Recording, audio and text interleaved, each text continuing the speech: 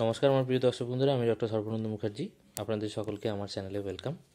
আশা করি সকলে ভালো আছেন এবং সুস্থ আছেন। আর বন্ধুরা, যারা আমার চ্যানেলটি প্রথম দেখছেন তারা প্লিজ অবশ্যই আমার চ্যানেলটি সাবস্ক্রাইব করে দেবেন এবং সাবস্ক্রাইবের পাশে থাকা বেল আইকনটি অতি অবশ্যই প্রেস করে দেবেন, তাহলে আমার লেটেস্ট ভিডিওগুলি পেয়ে যাবেন। এবং আমাকে অবশ্যই ফলো করবেন।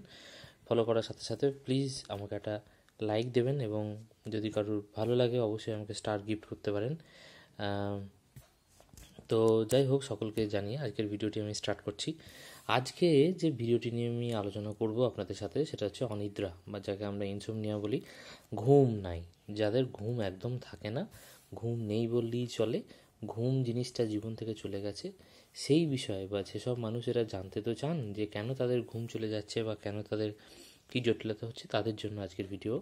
সেটা আলোচনা করব যে ইনসোমনিয়াটা কী বা অনিদ্রাটা কী, এর লক্ষণগুলি কী কী, জটিলতাগুলি কী কী, কারণ এবং চিকিৎসা কী কী থাকা যায়, যতটা অল্প সময়ের মধ্যে কভার করা যায় অবশ্যই আমি বলবো। এছাড়া রিলসের মাধ্যমে দু একটা ভিডিও আমি বের করবো, আপনারা চোখ রাখবেন আমার চ্যানেলে, অবশ্যই দেখতে পাবেন। আর প্রথমত হচ্ছে বন্ধুরা, ঘুম শব্দটি হচ্ছে একটা সামগ্রিক স্বাস্থ্য এবং ফিটনেসের সঙ্গে যুক্ত। যেমন আমাদের শরীরকে ভালো রাখতে গেলে যেরকম ব্যায়ামের প্রয়োজন থাকে, ভালো ডায়েটের প্রয়োজন থাকে, সেরকম কনসেন্ট্রেশন ঠিক রাখার জন্য কিন্তু আমাদের ঘুমের কিন্তু প্রচণ্ড পরিমাণে প্রয়োজন আছে।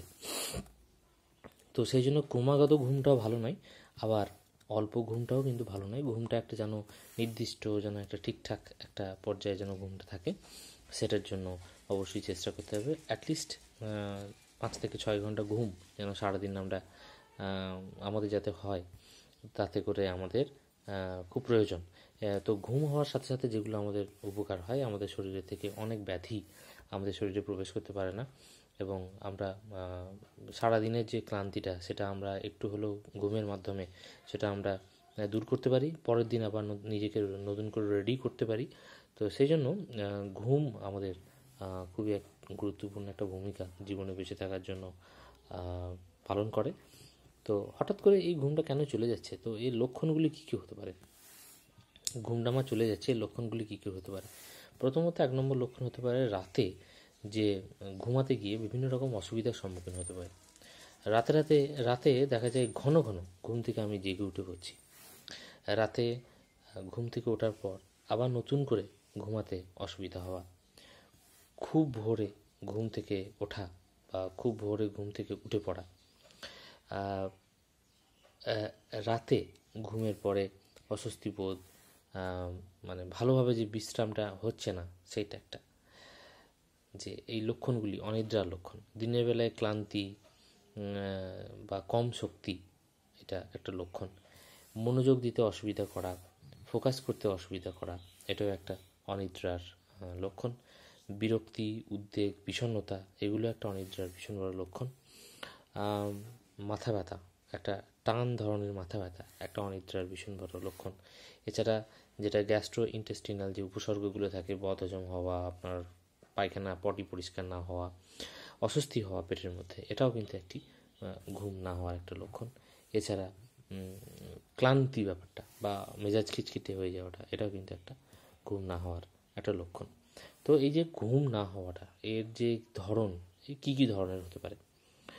তো প্রথমত এই অনিদ্রা, যেটা আমাদের যেটা ইনসোমনিয়া হচ্ছে বা স্লিপলেসনেসটা হচ্ছে, এটা কী ধরনের হতে পারে? প্রথমত হচ্ছে একটা ক্ষণস্থায়ী অনিদ্রা, এটা কখনো যাচ্ছে কখনো আসছে, এরকম হতে পারে। 2 নম্বর হচ্ছে স্বল্পমেয়াদী অনিদ্রা, মানে 6 মাসের মধ্যে বা এর মধ্যে কোনো সময় ঘুমটা ভালো হচ্ছে, কোনো সময় ঘুমটা খারাপ হচ্ছে। একটা দীর্ঘস্থায়ী অনিদ্রা, যেটা দেখা যাচ্ছে যে ঘুমটা 6 মাস টানা স্থায়ী একদম ঘুমটা হচ্ছে না, এরকম ধরনের অনিদ্রা আমরা লক্ষ্য করি। এখন আমরা আসব যে অনিদ্রা হওয়ার সময় অনিদ্রার যে বিশেষ যে কারণগুলি, সেগুলি সাধারণত কী কী হতে পারে, অনিদ্রার কারণগুলি সেগুলো সাধারণত কী কী হতে পারে। প্রথমত হচ্ছে কেউ যদি প্রচণ্ড পরিমাণে মানসিক চাপের মধ্যে থাকেন, কেউ যদি প্রচুর ওষুধ খান যার প্রচুর পার্শ্ব প্রতিক্রিয়া আছে, কেউ যদি অসুস্থতা বোধ করেন, কারো যদি শরীরে প্রচুর পরিমাণে ব্যথা উৎপন্ন হয়, এবং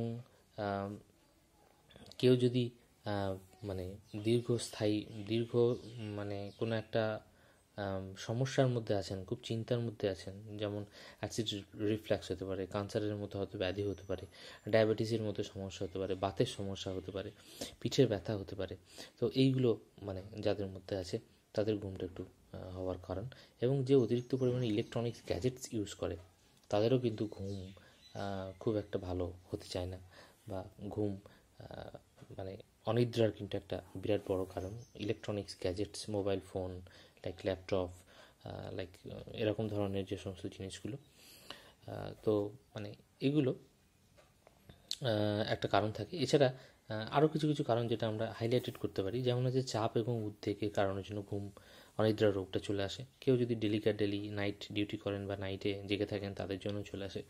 কেউ যদি ঘুমের সময় যদি কারো ঠিক না থাকে, যা যখন তখন সে ঘুমুচ্ছে, যখন তখন উঠছে, সেই কারণে হতে পারে। কারো যদি কোনো শরীরে কোনো যদি কষ্ট রোগ থাকে, এডিএইচডি বা কোনো রকম কোনো রোগ থাকে, তার জন্য হতে পারে। কেউ যদি অতিরিক্ত পরিমাণে অ্যালার্জি, হাঁপানি, ব্লাড প্রেশার, এডিএইচডি এসবের জন্য ওষুধ খাচ্ছেন, তাদের কিন্তু ঘুম কম হতে পারে। কেউ যদি নিকোটিন, ক্যাফেইন, অ্যালকোহল এইগুলো যদি বেশি পরিমাণে খান, তাদের জন্য ঘুম কম হতে পারে। এবং কেউ যদি পরিবেশগত দিক থেকে যদি আমরা দেখি, সে যদি ঠিকঠাকভাবে না থাকে, তো সেই ক্ষেত্রেও কিন্তু ঘুম কম হতে পারে। তো এইসব কারণের জন্য আপনার ঘুম কম হতে পারে। তো বন্ধুরা, যাদেরই ঘুম কম হচ্ছে তারা এই কারণগুলো এবং লক্ষণগুলো যদি একটু লক্ষ্য রাখেন বা দেখেন, তাহলে বুঝতে পারবেন যে আপনারা সমস্যায় আসছেন। এবার যদি দেখেন যে একটু লং টাইম ধরে আপনাদের ঘুমের প্রবলেম হচ্ছে, অবশ্যই ডাক্তারবাবুদের সাথে যোগাযোগ করুন। এখানে একটা জেনেটিক কজও থাকে, অনেক সময় বংশগত কারণেও থাকে, অবশ্যই যদি হয় সেটাও একটু যোগাযোগ করুন। তো আশা করা যায় ঘুম অনিদ্রার কারণটা এবং লক্ষণটা আপনাদেরকে মোটামুটি বোঝাতে পারলাম। এছাড়া আরও অনেক পয়েন্টস আছে যেগুলো ছোটো ছোটো রিলসের মাধ্যমে আপনাদেরকে দেখানোর চেষ্টা করব। তো অবশ্যই আপনারা পাশে থাকবেন, সাথে থাকবেন। সকলে ভালো থাকবেন। নমস্কার।